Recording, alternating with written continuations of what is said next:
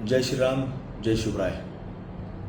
अहिल्यानगर जिल्ह्यामधील संगमनेर तालुक्यामध्ये महाराष्ट्रामध्ये सातत्याने कार्यरत असणारे हरिभक्तपरायण संग्राम बापू भंडारे महाराज यांच्यावरती काल एक भयाड हल्ला करण्याचा प्रयत्न काही समाजकंटकांच्या वतीनं संगमनेर तालुक्यामध्ये घुलेवाडी गावामध्ये या ठिकाणी करण्यात आला.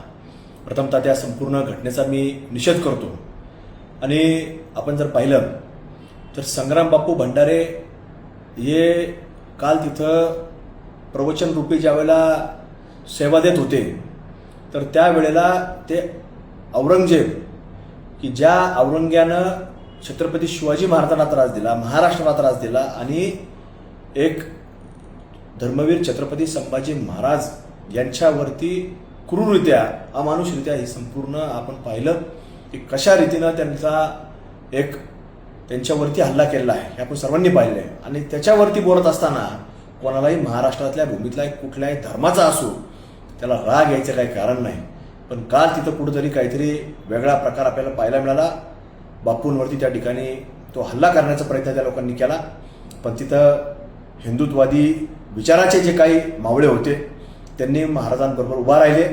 त्यांनी महाराजांना तिथून योग्यरित्या सन्मानाने त्या ठिकाणी बाहेर काढलं.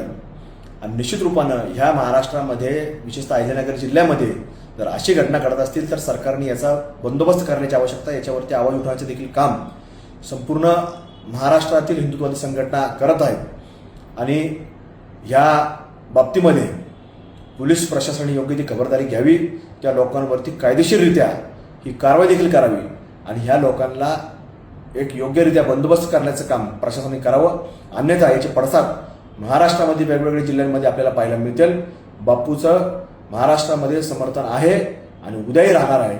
आणि बापू कुठेही या अशा गोष्टींना कधी भीक घालणारे व्यक्ती नाही आहे. बापू अगदी एक हरिभक्तपरायण जरी असले तरी एक कुठेतरी अध्यात्माचा विचार ज्यावेळी ते घेऊन चालतात तर ते असे अनेक लोक त्यांनी पाहिलेले आहेत. त्यामुळे ते कधी कोणाला घाबरणार नाही, कधी घाबरलेले नाही.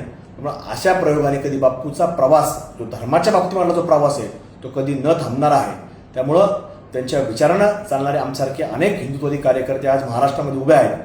त्यामुळं या संपूर्ण घटनेचा समाचार घेण्याचं काम पुढच्या काळामध्ये आमच्यासारखे अनेक हिंदुत्ववादी कार्यकर्ते महाराष्ट्रामध्ये घेत राहतील अशी या ठिकाणी खात्री विश्वास अशा लोकांना मी देतो. आणि पोलीस प्रशासन याच्यावरती लवकरात लवकर योग्य ती भूमिका आणि योग्य ते पाऊल पोलीस प्रशासनाने उचलावं अशी एक या ठिकाणी महाराष्ट्राच्या तमाम आमच्या हिंदुत्ववादी जनतेच्या वतीने या ठिकाणी मागणी करतो.